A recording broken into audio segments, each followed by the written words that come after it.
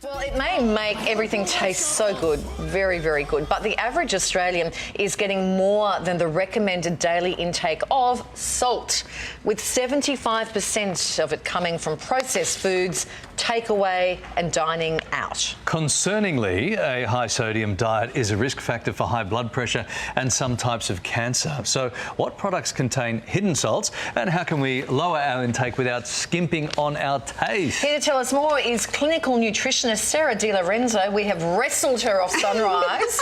About time you swung by and said hello. It's been a while. I know. Well, thank you for having me. Firstly, Sarah, why is having too much salt bad for us? Okay, the dangers of having too much salt, first of all, is what it does to our heart health, cardiovascular disease, enlarged heart, increased risk of stroke, increased blood pressure, kidney disease, kidney stones, headaches, also osteoporosis. And so you can actually see how dangerous it is to have too much. And signs and symptoms of things like bloated hands and feet, excess weight, high blood pressure, being thirsty all the time as well as signs. Sarah, given that it's in pretty much everything, how much should we be having each day? Okay, so 1 teaspoon, which is about 6 grams, or if you looked at it in milligrams, it's between somewhere, the guidelines are between 900 and 2,000, but I always say 1,500 milligrams. But easy way is 1 teaspoon or 6 milligrams. 6 grams, sorry, 6 grams. 6 grams. 6 grams. That's total per day. Yes. Not 6 grams in everything we eat. No, that's total per day. Total. Yes. Is a small amount okay? Absolutely. The difference is we actually do need sodium for the movement of our muscles, and we also need it for the fluid balance within our body. And if we don't have sodium, we could actually end up being really sick. So it is really about finding that happy balance with your sodium intake. That's really important. What's the biggest trap? What foods contain the most hidden salt? All of these foods here, they're just in front of you, Larry. Basically, they are the ones, and the problem we're having with too much salt is it's what we're finding within these foods. So just things like, remembering that I said 1,500 milligrams a day of sodium, when we look at that in bacon, that's 1,800 milligrams for just 100 grams. Then you've got things like ham, which is about 1,200. A slice of bread, 60 milligrams. Hang on, bread has salt in it? Yes, so these are all hidden salts, like hidden sodium.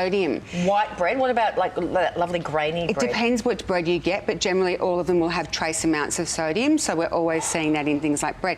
Pretzels, for example, 1,200 milligrams of salt just in a small serving, as well as things like the TV dinners, the pizza, just 1 slice of pizza in milligrams will give you around 400 or 500 milligrams of sodium. Hang on, how many were we allowed again?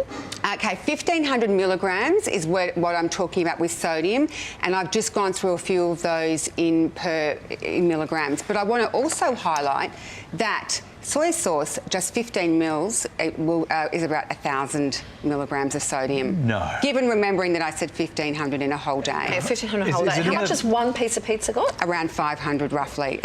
Anywhere between 400 and 700, but about 500. So I'm reading I can have 2 pieces. Yeah, and then you're starting to get with up soy sauce. But this is why you can see where we're going wrong with it. It's all it's in the hidden foods. But just little things as well. Just look out for when we're buying from the supermarket. When it says reduced salt, it generally means just 25% salt less than its counterpart. Can we look at some food labels? Because what do we need to look at? That's the confusing thing. If I'm picking something up, I think we've got a graphic here. What do we need to look out for? Okay, so basically, when you're looking at it in 100 grams, so 100 grams, you want to be looking at it anywhere between 120 but less than 400 milligrams of sodium per 100 grams that you will see on a food label, and that's ideally what you want to be looking for the product that you're consuming. All right, let's get some advice on enjoying food without salt. Well, I always say to people, you need to delve into the wonderful world of herbs and spices. So otherwise known as the boring end of the table. Oh my gosh, it's not the boring end, it's the best end. The best end. Yeah, just things like, learning how to flavour food, because at the end of the day, salt's about flavour. So